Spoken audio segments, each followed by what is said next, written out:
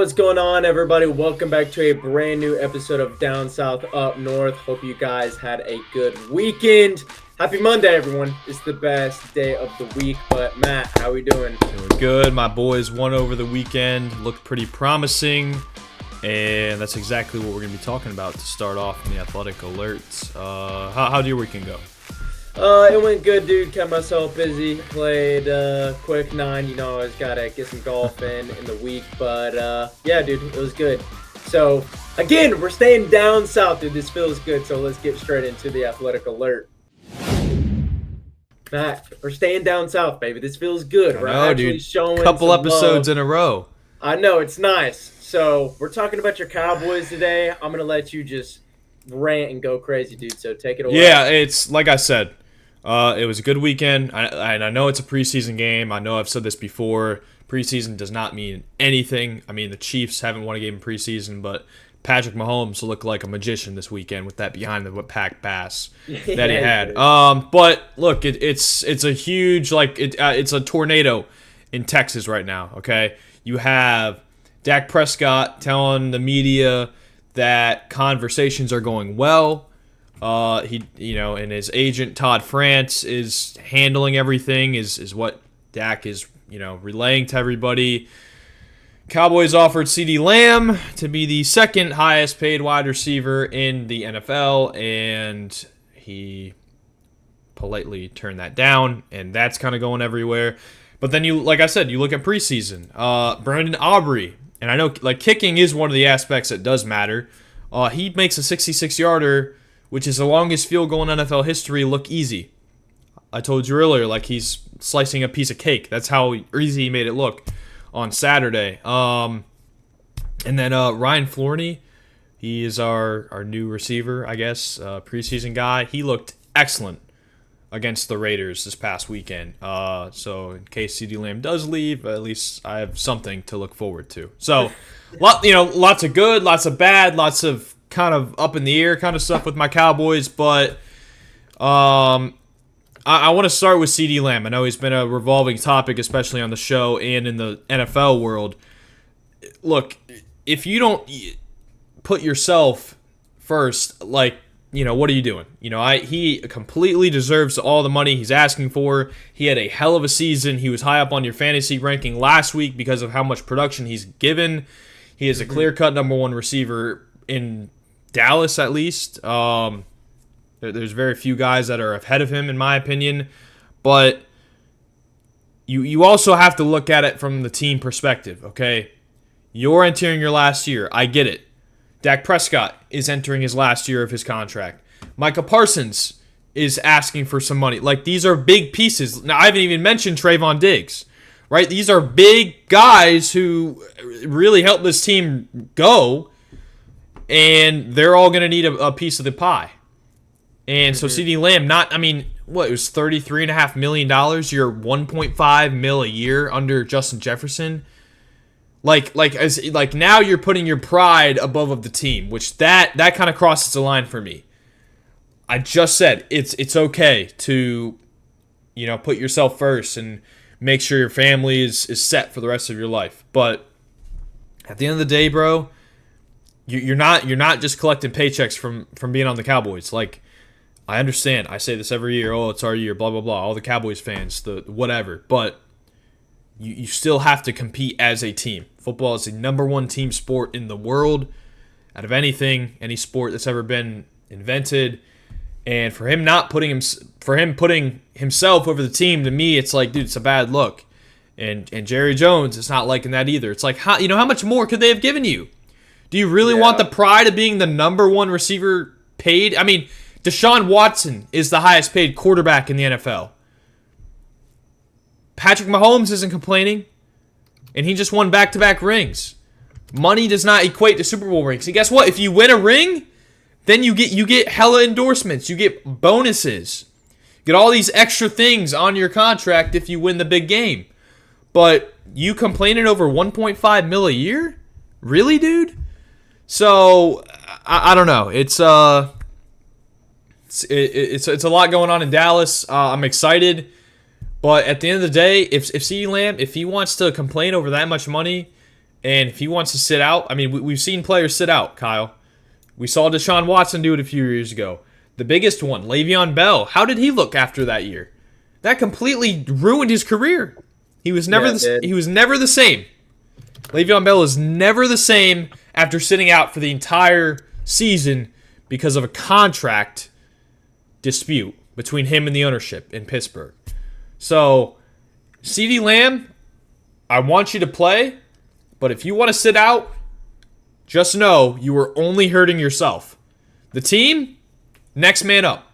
This Ryan Flournoy, he looked great on Saturday. In preseason, again, I can't say how many times I understand it's not that big of a deal, but other guys will step up in CeeDee Lamb's place, and this team will keep running with or without him. So that's my opening monologue for the Cowboys. That's where they are right now. What's crazy is this is not the first Cowboy to be like, hey, dude, I've done my part. I feel like I've done a lot for this team. I feel like I should be paid more. I'm going to sit out until they do something. Let's go back to 1993, dude. The rushing leader champion, Emmitt Smith, coming off a Super Bowl win. He goes, hey, I've done a lot for this team, and I'm not getting paid enough. So he sat through the regular season, not the whole regular season, but he sat out 2 games. Dallas was 0-2, and then finally Jerry Jones is like, all right, it's literally the best running back in the league. This dude is insane. We got to give him his money.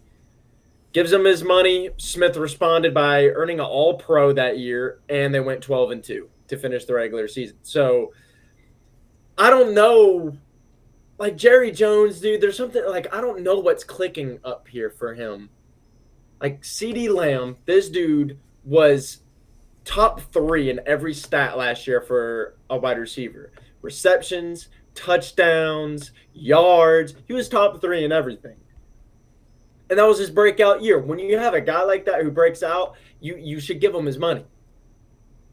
And I know CeeDee's also being a little shady too. He's really complaining about the 1.5, which is petty, but I don't know, dude. I could sit here and talk for hours just about players sitting out. Like last year, Chris Jones, he sat out a game or 2. Right. And, I mean, if CeeDee sits out, like what happened with the Chiefs last year when Chris Jones sat out? They lost against the Lions. They lost the Lions, and they looked weak on defense. They looked really weak. That's probably what's going to happen if CeeDee continues to sit out. Week 1, you guys, the Cowboys, are going against the Browns. Browns got a pretty good defense, dude. They're not a bad team. Who's that going to throw the ball to? Gallup's retired. CeeDee's not going to be there. Jake Ferguson, is that going to be the guy? And don't get me started on our shitty ass running back room. Like that's what I'm saying, dude. They're going to do much. Elliott and the other guy. Yeah, Rico. Rico. Yeah. Like I'm just saying Jared needs to wake up, dude. And the second he retires and steps away from football, you guys are going to see a lot of success. So we could sit here talk about for hours, like I said. But guys, it's Monday. You know what time it is? It's time to get into our fantasy rankings. All right, yes, we got one more position. We're doing tight ends today, but hold on. Just because today is the last position we've done, running backs, quarterbacks, rookies, all that stuff. When the season actually rolls around, we're going to keep the list up. We're going to maybe do some updates like top 5 tight ends going into week 12, week 13, week 2. Or, hey, fantasy sleepers throughout the year. Fantasy sleepers, stuff like that. So we're going to keep the content rolling with the fantasy rankings. But, Matt, I'm going to go first today. I was going to tell you. I've been going first these last couple lips. It's your time to shine first. So let's hear it. Let's go, dude. Honorable mention. I know him very well. I'm going Kyle Pitts. Wow. Okay, I like going the route of what could they do this year, not what they've done in the past. We all know what Kyle Pitts has done in the past. His rookie year, insane with Matt Ryan, and then he just went from here to here. He's got Kirk Cousins, got a good offense. I feel like defenses are really going to be focusing on Bijan, Drake London. Well, Rondell Moore's out, but they're going to be focused on our other weapons, and then that's going to open up for Kyle Pitts or Bijan or whoever. So I got Kyle Pitts as my honorable mention. Number 5, I got Trey McBride.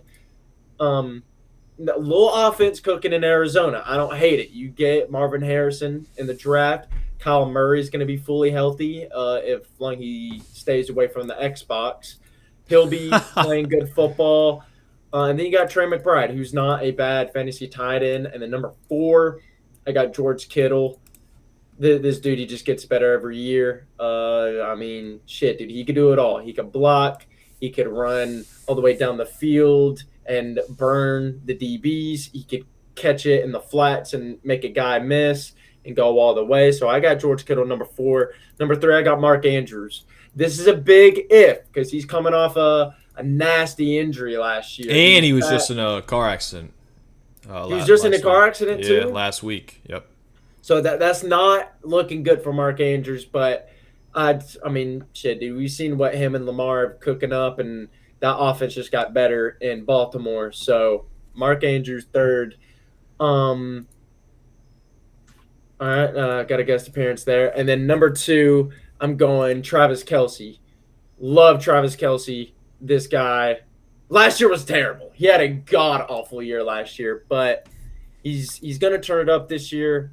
They get a bunch of other guys on offense that the defense for opposing teams are going to be looking at that and being like, oh, we can't get burnt over the top by Xavier Worthy, or we got to really watch out for Hollywood. And then they're going to forget about Travis Kelce in the middle of the field for a 40-yard gain. And then number 1, I mean, it's very easy. I'm going Sam Laporta. This guy, stud. That's really all I got to say, dude. He's a unit. So that's my top 5. Can you list them one more time? Just honorable mention, Kyle Pitts. Okay. 5, Trey McBride. Okay. 4, George Kittle. 3, Mark Andrews. 2, Travis Kelce. Number 1, Sam Laporta. Yeah, okay. All right. I like your list, but I think you forgot about somebody who is a very good fantasy player. The thing with tight end for me, it's like, all right, every single year, it's always the same with tight end.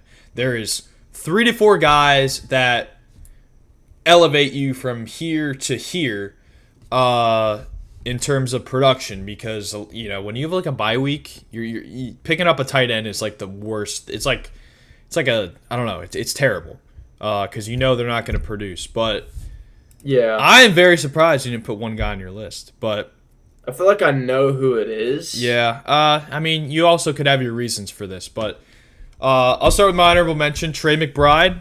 I definitely like what's cooking in Arizona. Dude, Arizona might be a dark horse this year to make some noise out of the NFC West. It'll be. I mean, look, if they didn't have the 31st ranked offensive line, I would be telling you they are a contender, but they've got a lot of young weapons around Kyler Murray, but we'll have to see how Kyler reacts. I mean, he's had an up and down career thus far, but Trey McBride, honorable mention. Number 5, George Kittle. I almost took him off this list just because it's tough, because you don't know if he's going to be healthy the whole year. You don't know if he's going to be consistent.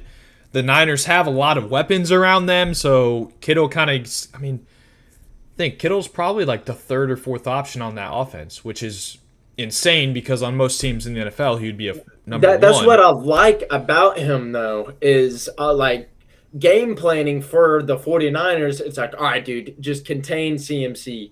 And when you try to contain him, that's going to leave Debo open for some wildcat or some whatever he does. And then you try to contain him, and then George Kittle opens up. So that's why I like George Kittle there, but I respect that at 5. Yeah. I do. Number 4, I got Mark Andrews. I would have him higher, but I can't, dude. Like, just the injury last year, it was a gruesome injury to watch too. That was tough. Plus, the car accident, he's okay. It was nothing huge. Like, he's fine, but it's like, okay, before the season, that's a little bit of a scare to me. And they also have Derrick Henry. So I don't know how much more they're going to commit to the run compared to the pass. So that's why he's at number 4. Number 3, I got Travis Kelce. I don't know. I think he's on the back end of his career. I still think he's the best tight end in football.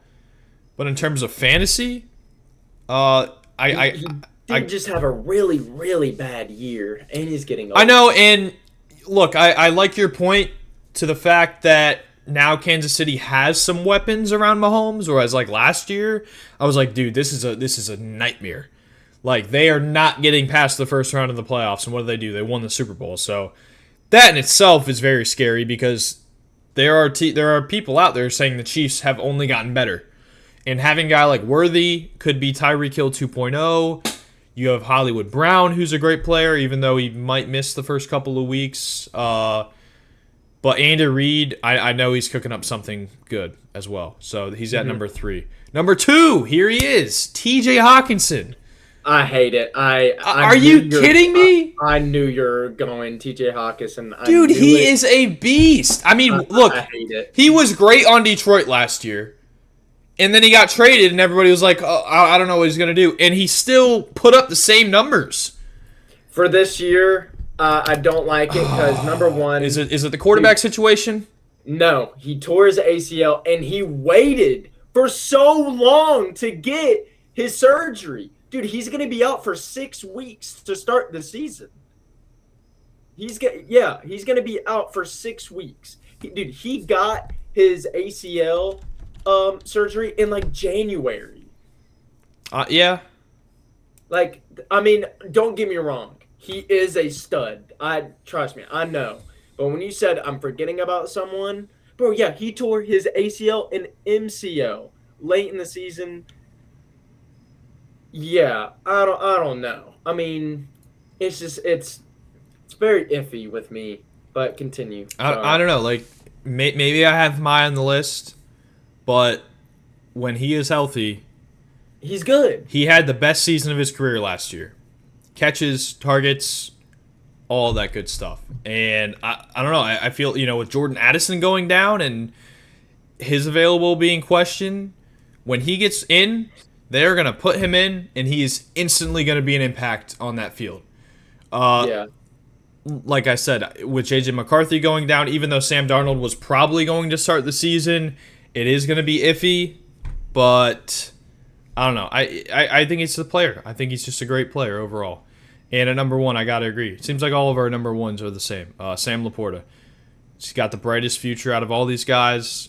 Detroit is we've talked a lot about how good the Lions are. They might have the best offense in the league this year. And, yeah, that's why he's number 1 on my list. So, Sam Laporta, T.J. Hawkinson, Travis Kelce, Mark Andrews, George Kittle, honorable mention, Trey McBride.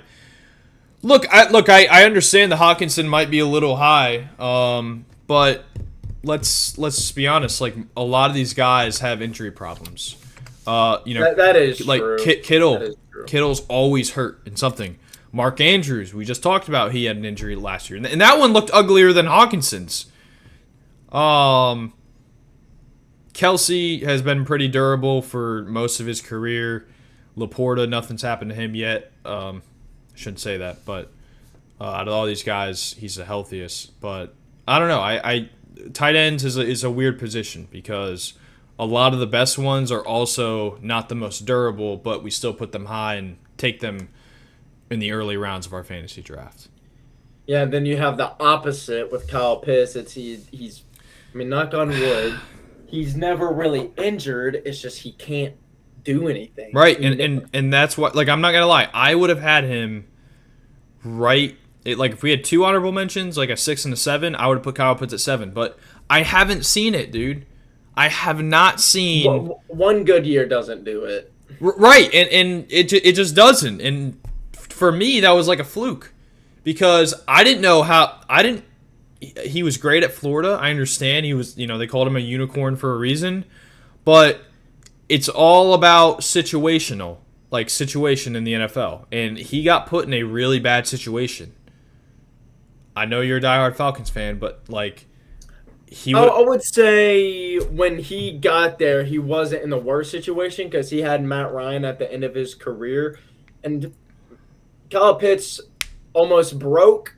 If not, I mean, I can't remember if he broke it or he tied it or something, but he broke over 1,000 yards his rookie season, and then Matt Ryan goes to Indy, and who's throwing him the ball? You may ask. Here. Marcus Mariota, who wanted nothing to do with Atlanta.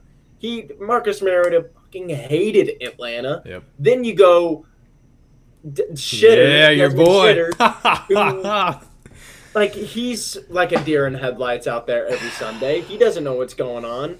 Then you get Tyler Heineke for a few games, which is a big improvement. And then now we get Kirk Cousins. So, I don't know. And I pulled up an article. Bro, Hawkinson might not be back until week 9. Well, Week 9. I don't know. But I mean, I see where you're going. Like, he's a absolute stud. He was great in Detroit. He was great with Minnesota. It's just, and tight ends is a very weird position. Like you said, guys can't really stay healthy. They're not really durable. But I see where you're coming from. Well, again, I hate to say this, but sometimes in the NFL, like, the NFC North is going to be a very competitive division this year. Yeah. They might be the most competitive. The Bears, I don't trust the Bears, but Caleb Williams has been looking good. That pass to Odunze was nice. You're right. They have a lot of young studs on that team. We just talked about how good the Lions are. We haven't even mentioned how good the Packers are. And their young quarterback who just got paid.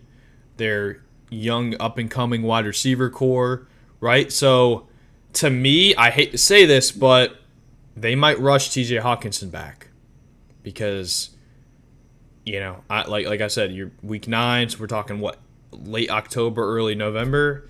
Yeah. I am for putting the player's health first.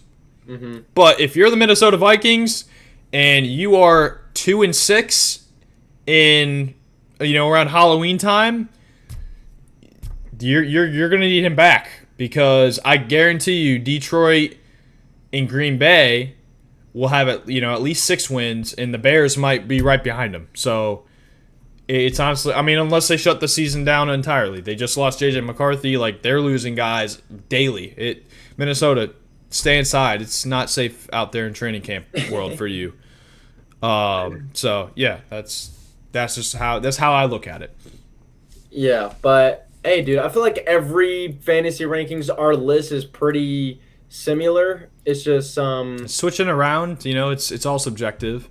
yeah, but yeah, good list. I like it, but guys, that's gonna do it for today's episode. If you enjoyed it, make sure you like, comment, and subscribe. Check out our social medias down in the description. We're busting out clips daily, so make sure you guys show some love to all the social medias. Hope you guys had a good weekend, and we'll see you in the next one. Peace!